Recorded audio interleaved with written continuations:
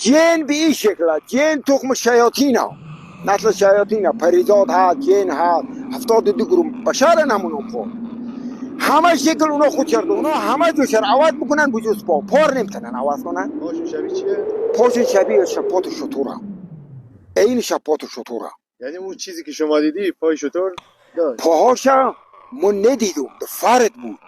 باید نزدیک باشی پاش تشخیص. تا شما نزدیک مونه ای پای ما تشخیص نمیدی که خب از چی کجا تشخیص دادی که جنه و خانم؟ جن دیگه معلومه که جن مشخصه. یه خانم زیبایی بود. نه او ویرون خانم زیبا چی مایا ها این بیابون خانم زیبا چی جنن اونا آقا مشخصه.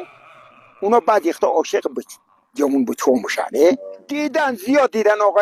یک دفعه ما خودم گوسفنده کلته داشتیم، کلته کیوان مگنشت اونجا قلعه خرابه بود، گوسفندار میدادم دموجی. یک دفعه دیدم اومده پالو حرکت کردم، لعنش کردم، موزی گرفتم، دو رکعت نماز خوندم رفت. اینا قد خوشگل خود چرا درست منه که اگر استغفر الله امامزاده باشی گل می‌خوری. یه عجب چیز مقبولیه به تو برم پالوش مثلا بعضا عاشق میشن.